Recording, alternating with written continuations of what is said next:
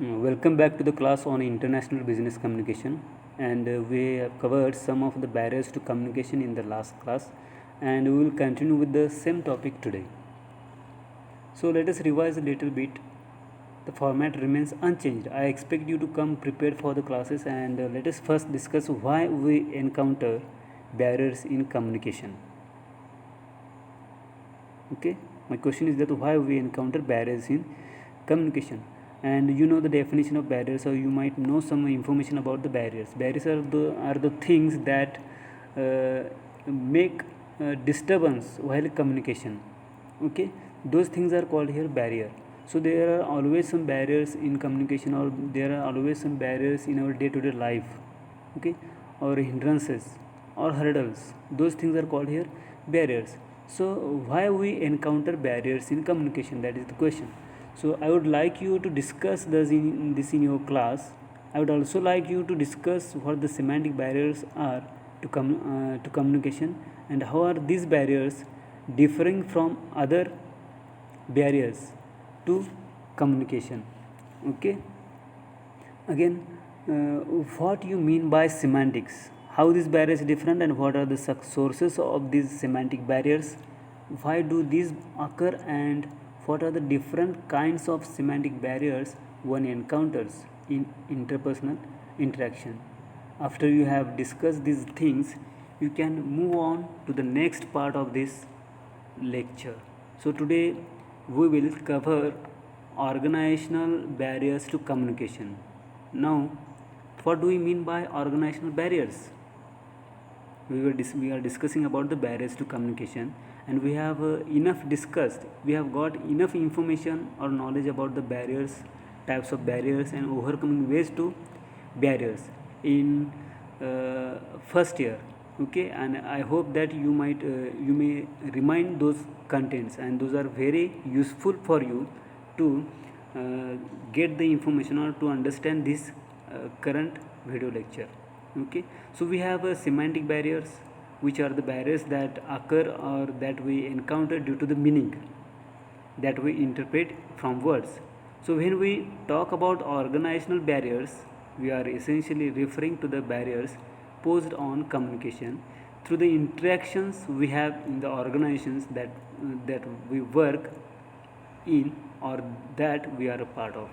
So obviously we are part of organization, and while communicating with our colleagues, or while communicating with our seniors, juniors, we get some barriers. Okay, and those barriers are related to organizational barriers. So now some conditions that represent common communication problems that hold organizations at low levels of effectiveness, or in other words, some conditions that cause these problems for organizational communication, that eventually results in ineffectiveness in organizations. And those barriers, organizational communication, that eventually results in ineffectiveness in organizations are: the first one is managers have a tendency to use communication as a corrective process rather than as a preventative process.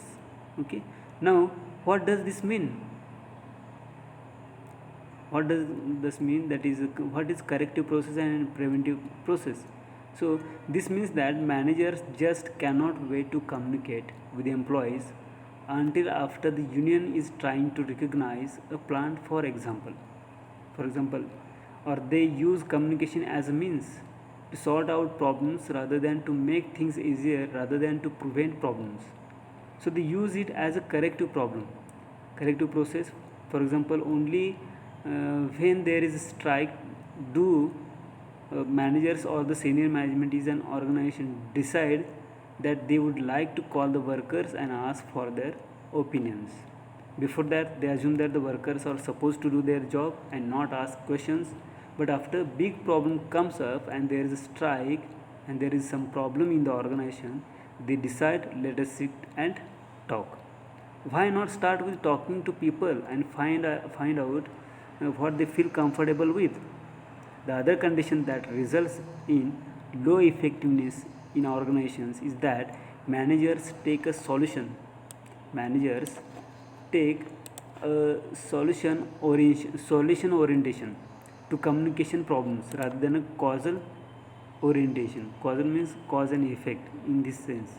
Okay, so which means that when problems come up, they try and find solutions through communication rather than looking for the reasons in the communicative process, reasons in the interaction that led to this problem. So instead of solving it straight, let us just take the example of a worker strike. Rather than resolving this strike, if they were to just find out what in their communication caused this strike, it would make a lot more sense, and you would know this after studying communication. Okay, so managers mistake information process for communication. After so many lectures in discussion on communication, I am sure you have realized that communication is a lot more than transmission of message. It's a lot more than processing of information. It is designing information. It is interpreting information. It is tagging information. It is contextually placing information. It is not just processing of information.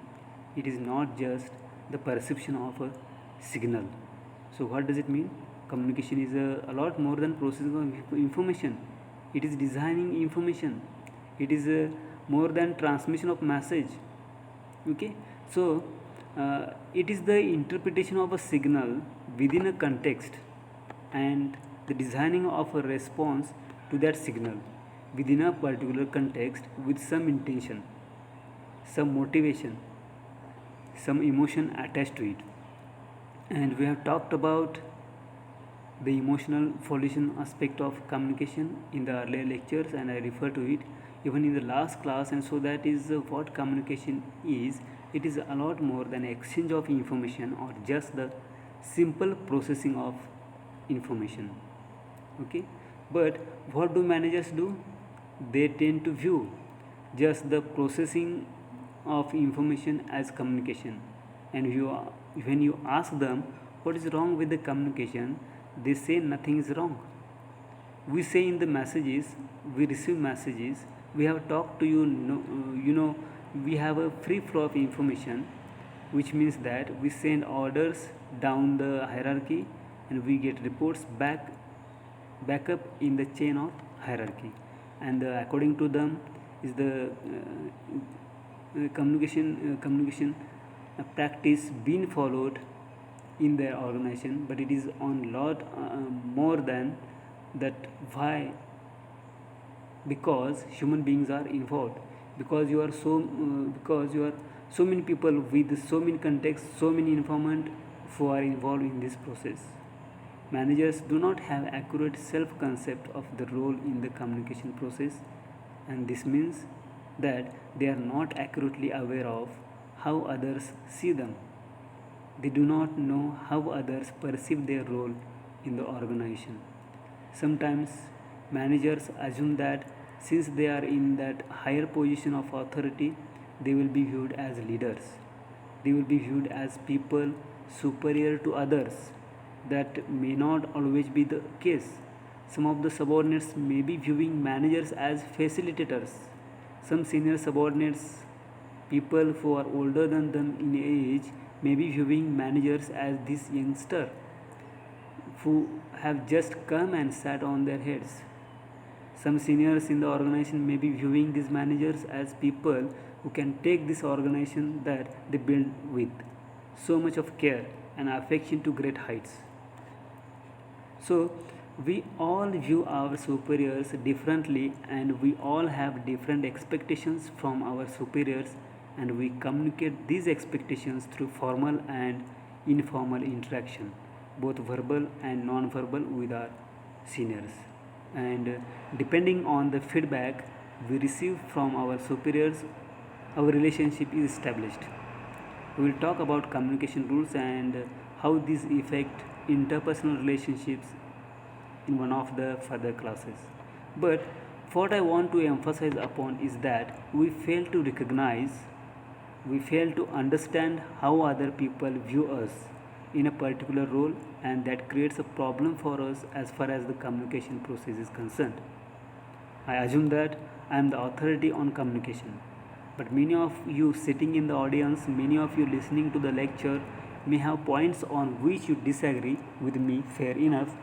I have been put in this position, and I may get, you may assume that uh, this is a professor at a particular college and he will get offended if you question here. Okay, I will not. But maybe because of the way I talk, because of the way I look, because of the kinds of things I refer to, some of you could feel that I'm not doing my job properly. Some of you could feel that I'm just buzzing around.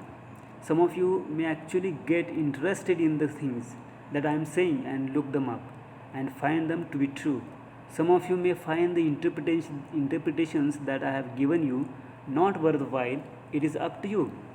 I leave it open to you. But it just depends on how you view yourself in that role, and that eventually affects the kinds of messages you end up giving back to your environment. So, that is something that the managers uh, do not or may not have. I'm not saying do not, but then they may not have accurate self concepts. Usually they do. Managers do not recognize organizational communication as a functional area subject to improvement and sophistication. You must have noticed this in your studies. You must have noticed this in your classes. You must have noticed this all around. Anybody and everybody claims to be an expert in corporate communication. People call it soft skills training. They call it business communication. They call it corporate communication. They call it organizational communication. They use these terms interchangeably. And when you are in that line, very few people end up doing their PhDs in organizational communication. Why? Because it is not the end thing. Very few people in the giving the importance to communication that it deserves. Why they do not realize is, and this has been demonstrated through research. I'm not saying it because I'm a professor of communication. I'm saying it because this is not illustrated through extensive research in higher education, that organizational communication per se, in any field, gets a child gets treated like a step child, because people think that we have been speaking since we've been children. We have been speaking since the beginning of our lives. What is the big deal about communication? And that is why it is not even emphasized up on in the business environment. What people forget is the practical applications of communication. You may be an expert in your field. You may be the best technical mind there is in your field. But unless you are able to share your expertise with somebody, unless you are able to express your knowledge of whatever you know, you appropriately and adequately to people who can use that knowledge, your knowledge is of no use, and that is where training in communication comes in. So, managers came to recognize this very important skill as something that show that they should train their employees in, and they do not want to spend so much money on training their employees in communication skills, or in giving them training in sophisticated appropriate communication, or the evolving methods of communication, and that possess barriers to communication. Okay, so we categorized organizational barriers, not we, but Lewis in 1980 in his book Organizational Communication, the essence of effective management. Okay, and that is the second edition of this book, and this material is taken from that book, and in that book he has categorized the organizational barrier to communication in these 6 categories. The first one is organizational level. Okay, and we will go through them one by one. They are called organizational levels. The other categories: faulty transmission of information, bypassing, then blindness, defensiveness, and managerial unconcern. Now, let us go through these categories one by one. Organizational levels. Okay, these are the barriers forced on organizational communication because of the number of levels in an organization or the work that goes on in the at least at these levels in the organization or the perception of these levels of the organization. The first barrier here is the status relationship. Status relationship essentially refers to the barriers we face in communication as a result of our perceived status in the organizations. We perceive a status, we perceive particular status in that organization, and that may be a relationship, status relationship, that is the organization barrier. Who am I in relation to the rest of the organization? Who is senior? Who is junior? Who is an expert? Who is not an expert? And for the sake of clarity, these relationships have been categorized further. The first one is superior subordinate relationship. Okay, and one is the actual superior subordinate who is at a higher level, who is at a lower level, who is getting more salary, who is getting less salary. The other category of a super subordinate relationship is the perceived. Superior subordinate relationships where we understand even if the person is not getting as much money as we are, we understand that the person is senior to us either by way of having joined the organization earlier, or by way of having more experience, or by way of his or very closeness to the higher ups. So that is one. The second one is perceived expertise in particular field. Okay, we are observing about the organization levels barriers on first one is organization levels, and again we are discussing the sub points. The second point is that the perceived expertise in a particular field. Somebody may be the junior most in the organization but comes armed with the best possible training in a particular technical field. So the person gets a higher status, or the technical status of this person is perceived as being higher than those who do not know as much about that field that this person didn't expertise in, the field that this person didn't expertise in. So it is all about the perceived expertise in a particular field, and this then prevents us from responding, from being open with people who are higher than us or lower than us in status, and so on and so forth. We will talk about that in a minute. Okay, the other aspect of the status relationship is allness versus openness to new ideas. You will find that in any organization you have doctor no at all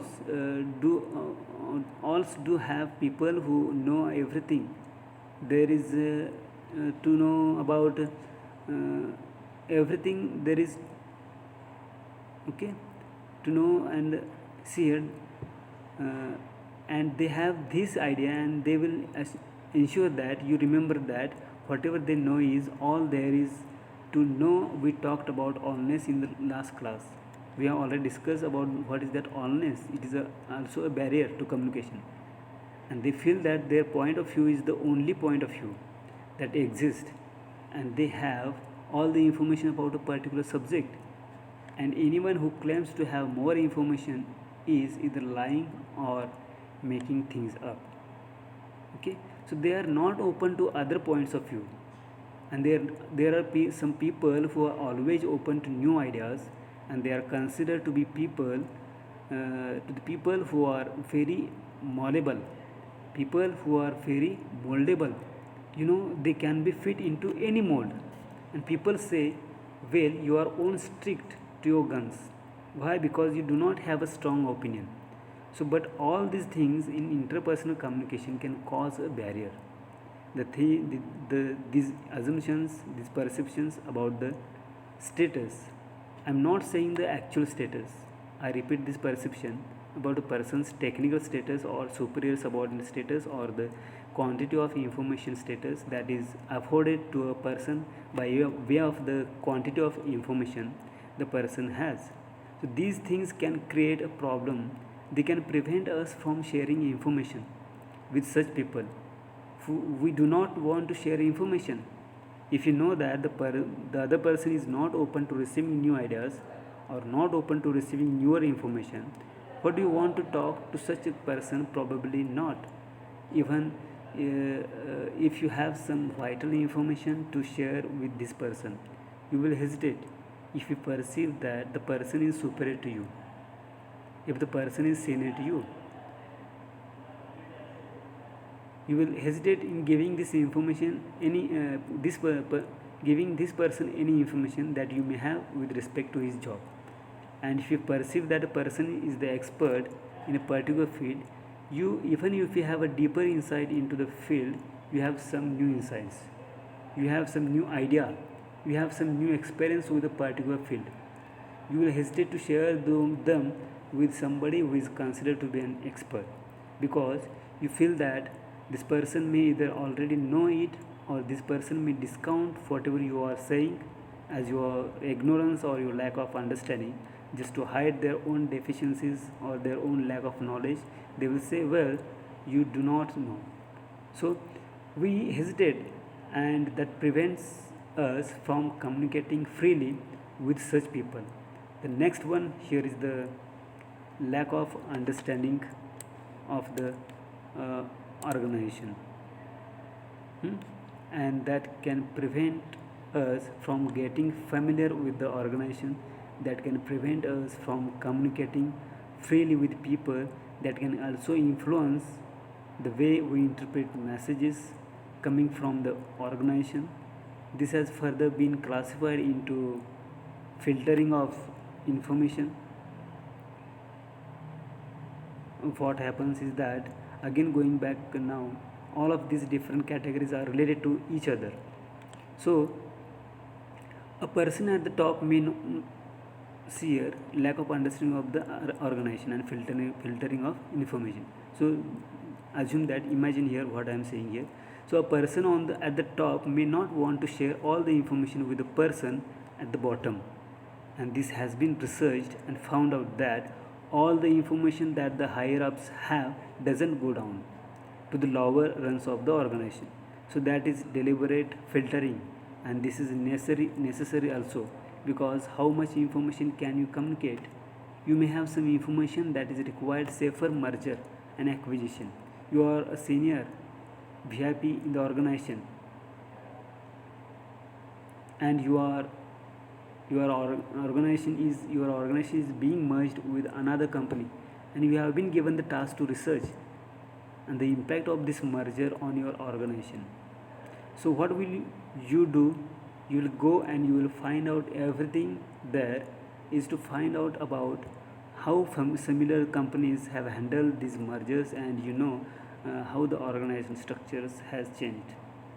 And so you will not want to communicate, you will not feel the need to communicate all this information to the frontline workers, because they are not concerned, they are only concerned with how their job will be affected.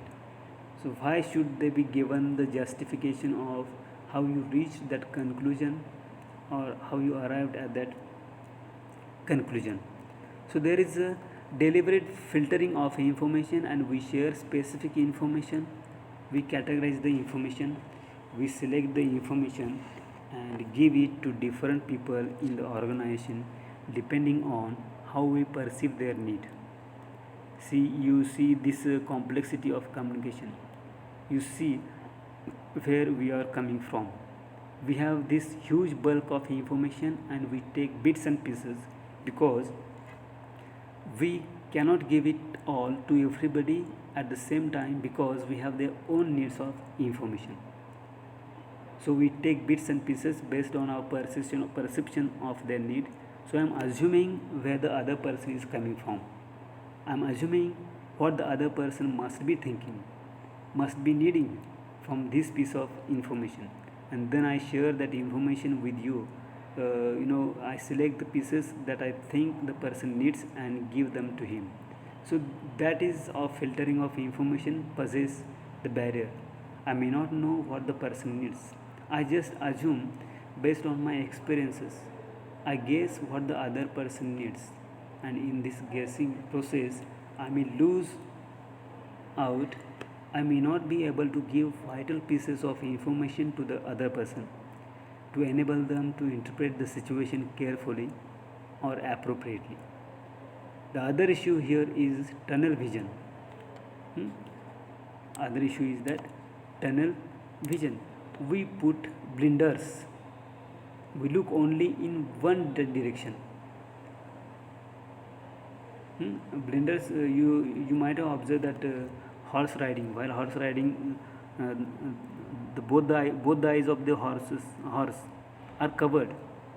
That is called here blinders, and because of that, the horse runs straight forward. That is called here blinders. So we look only in one direction. It is almost like we are going through our tunnel. We call it tunnel vision because we cannot see anything outside the tunnel. It is just the road and the boundaries of the road that we can see, and so we have tunnel vision. I know the organization from my perspective. I have seen XYZ in the organization, so I know that this is a typical organization. Okay, again, there are some institutions which are called a government institute, and I have studied in government colleges. I have worked in government colleges. Okay, and so I assume that in a particular institutes like the IITs are also going to be like any other government college.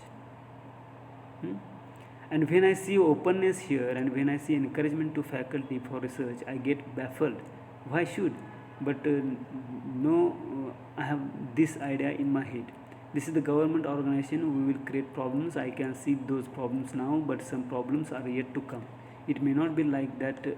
Institute is governed by completely different set of regulations and rules, and we have a lot more flexibility as far as designing our courses and running our courses is concerned, because the faculty are chosen very carefully. We do have very strict certain rules, but it may not be like a typical government organization in reality.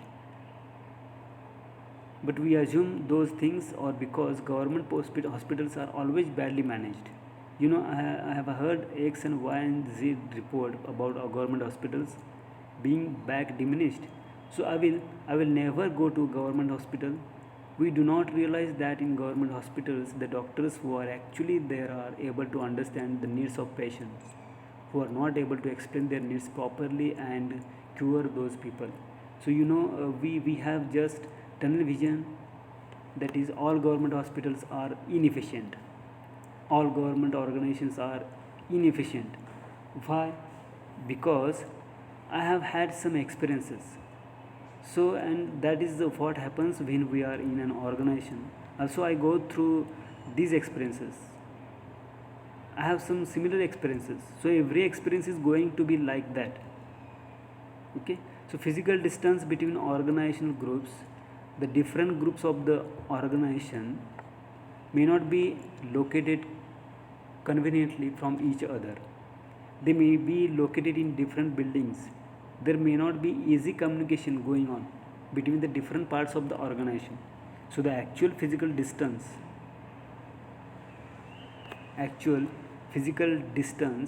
there may be on different floors. People do not have phones. They do not have intercoms, so they cannot talk to other departments.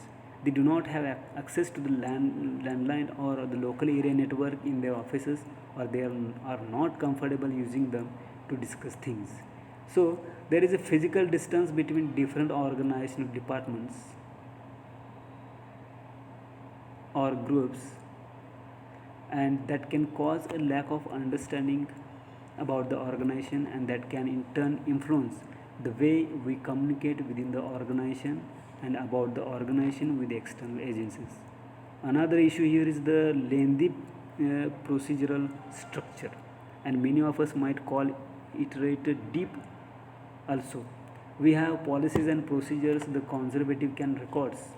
We have policies and procedures because there are legal implications of things, but sometimes in our attempt to be very particular, to be very careful, to be very systematic, we forget that the length of these procedures may cause a hindrance in our understanding of the organization. I have 56 steps to go through to complete one particular process. But how will I remember those 56 steps? And there are 123 steps or 123 procedures in the institute. I'm just giving you a random figure. That is not the case here. No process here is as complicates.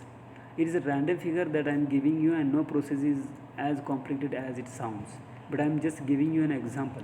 So when you have so many procedures and so many steps to every procedure, we usually take out our manuals and remember the last two steps and the next five steps and forget the rest of it, and then we completed the next five, then we move on to the next five, and so on. And this is what happens. And these lengthy procedures, these complex procedures prevent us from learning enough about the organization. They prevent us from delving deep into the vision and mission of the organization, because we are so busy following these procedures, trying to be accurate. And plus we feel that these procedures are the same for everybody, and so there is no need for clarification at times. You never know what may be waiting for you around the corner. It always help to ask. But we get so buffered by the complexity and length of these procedures that they are just too scary to us. Okay, so we let us move on to physical distance between members, which is another issue here. And what happens is that within the organizational levels, sometimes people are sitting very far away from each other. They do not have the time to talk to each other. They do not have they are no separate floors, like we talked about physical distance between departments. There is also physical distance between key people in particular processes. The phone connections are not stable. They do not have a chance to get on email so often because they are out in the field doing their work. So that can create a barrier in our willingness to talk to them. Who is going to claim these three flights and stairs and go and ask them once the question? And why should I use my cell phone for calling up somebody? I should have an intercom facility for use in the office, and I should have an intercom facility that works. So these are real problems, and that adds to the physical distance. The other issue, okay, this is about the physical distance. The other issue here is specialization of. We talked about the physical distance between members, physical distance between departments also we discussed. Again we are going to discuss about the specialization of tasks. We are also busy, let us say about this, we are also busy with our work. We all have such specialized tasks that see here we are also what I said, we busy with our work. We all have such specialized tasks that do not really overlap with each other, and it is hard to find common ground. And so we become uncomfortable asking people for information. And one very good information of this that I have seen and been through gone through, and that the academics here will relate to, is the PhD program. We have to gather up to the first year or first 2 years of our courses, and once we finish the basic courses, then we sort of our just migrate our little islands. And in academics we are all doing so much of specialized work. Everybody is an expert on some special things, and these areas of specialization many times do not overlap with each other. So we rarely we collaborate with people outside around comfort zones, but that collaboration is deliberate, and we try and make a special effort to get into or move out of our comfort zones and learn something new. But the tasks are so specialized, the courses are so specialized, even the PhD students are, our areas of research become so specialized that we just sort of just go on to our sort of gravity to our own islands and move away from the main core of studies and just do our own things, and then we forget that we actually learned how to write research papers together and we learned research methodology together. So when we are stuck, we forget that we can always call up somebody else in another department who did the exact same course with us and seek their help, called get some insights from them. Okay, means for example, you are expert in particular skill and another person is not expert in that skill. That time you are called, that person call you for his or her help because you are expert in that task. That is called a specialization of task. So another issue here is emphasis on formal versus informal communication in many organizations. The formal communication is very highly emphasized.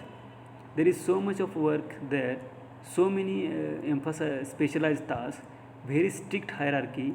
People are always busy trying to be appropriate. What is the best way to communicate with my superior?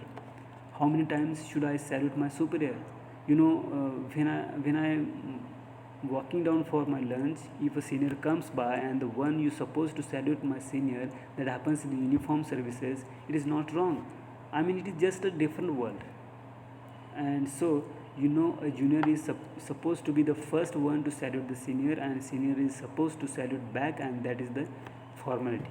And at times when you are new to this service, when it is not yet become a second nature to you, or even when you have been in the service, you could be thinking of a million things, but you need to be alert as to who has been saluting you and how many times should you salute back.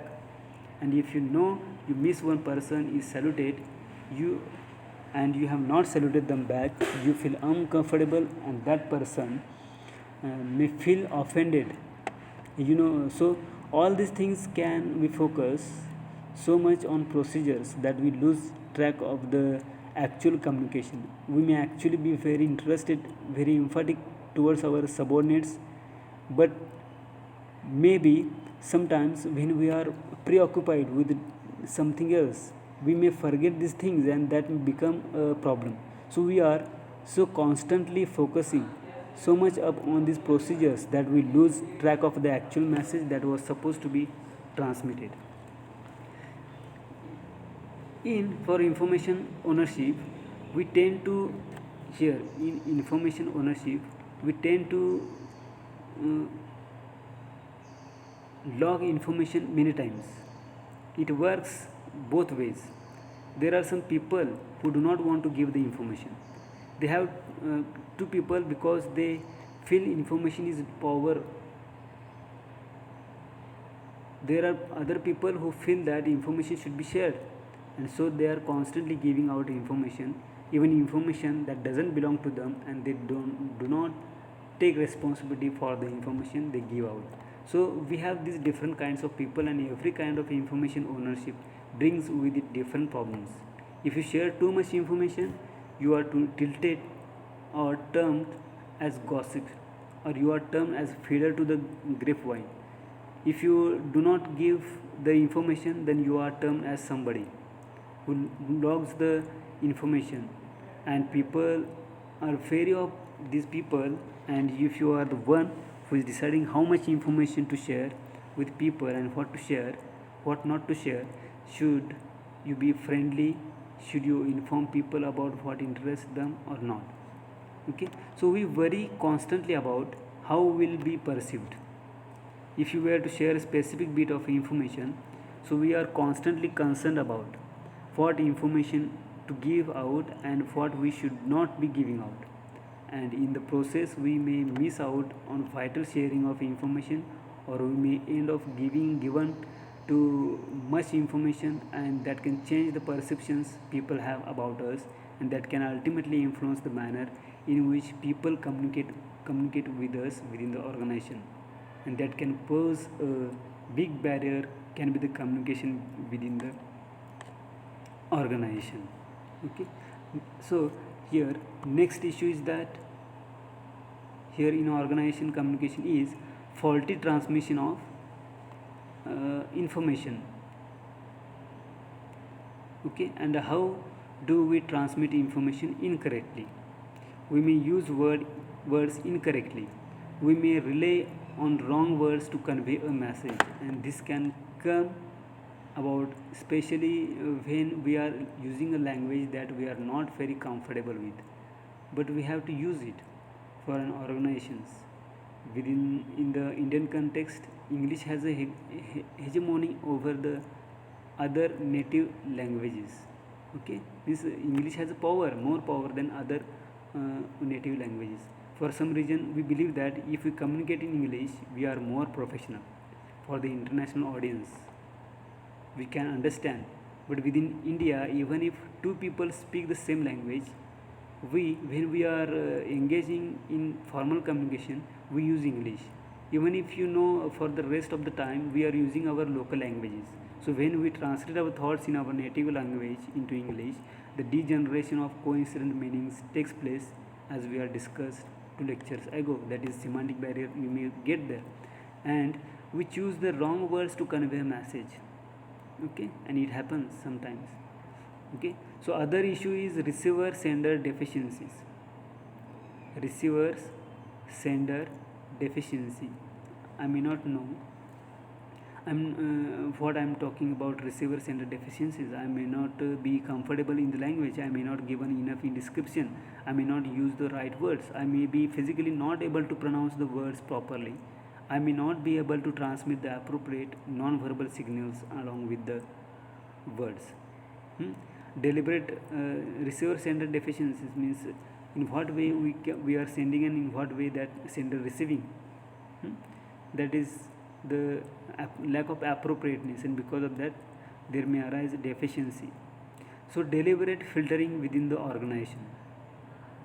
Again, this is something that we discussed even in the case of organization levels. If within the organization the filtering that happens in the organization is proportional to the number of channels of transmission and the frequency of message exchange. So I have given the example of organization. Chinese whisper. I will give an idea for a game that you can play within the organization. I think I designed, but if somebody else has seen this game elsewhere, please let me know and I will give it adequate reference. But I have when I came with this game, I didn't read any books. Just occurred to me and that I could try this out of the organization. What I did was, you start with the message, you divide the entire class into 6 or 7 layers of hierarchy. So if it is possible, we will discuss about this Chinese whisper game afterwards. Means sometimes we send a message, a particular message to the person who is very close to you, that official. But after some time, that official who is very close to you may misinterpret that message to someone else, and that is called here deliberate filtering with the organization. Means at last that message is completely changed. That is called here Chinese whisper. Okay, so the more of channels there are, the more the message will be filtered and modified, and of course that becomes barriers to communication. Okay, so bypassing. Next one is bypassing. Bypassing is when someone is dropped from or ignored in the organizational change. You know this word. There is a bypass road. We always say that bypass road. Okay, that is the same thing here. Bypassing is when someone is dropped from or ignored in the organizational change. Now I have listed a whole bunch of things here that Lowest has provided, and the situations when people bypass their colleagues or analysis. Read them out from here. So let just focus on this slide. We will talk about bypassing. We will talk about bypassing in the last class. But this is different. This is when you deliberately leave somebody out a conversation. Okay, and why do you do that? When it is necessary to get things done faster, when it is easier to instruct the operator than to train the superior, when there is an emergency, when the superior tries to corral more responsibility, when an employee has excessive ambition to get ahead by fair means of foul, when superiors are so hard to deal with, they invite being bypassed by superiors or subordinates. Okay, when the superiors has when the superiors has differences with another superiors on the same level and bypassing him or her to avoid contact, when misunderstanding exists between superior and subordinate, and the subordinate goes to the superior's boss to tell the story. When the channel jumper, the person who has jumped the channel, wants to punish or discipline the person jumped, when the subordinates feel that they are being held back by the superior or their abilities being overlooked, when subordinates are afraid of some specific action by their immediate supervisor, when subordinates feel that their supervisor is either overcritical or unfair, that time it happens. When subordinates feel that their supervisor is not doing the job or making the right decisions, when the superior feels that the subordinate is not carrying out instructions, when the superior lacks confidence in the subordinate's ability, when the entire organization has fallen into the habit of channel jumping, when the jumper is ignorant of the chain of command protocol or procedure, when position specifications, job descriptions, and organizations chart are so muddled that the lines of authority are not clear, when a superior steps in to issue orders or to correct difficulties during the subordinate absence. So these are some of the situations in which we may people may end up bypassing other in the organizations. So let us stop here and we may discuss remaining part in next video lecture. Till then, thank you.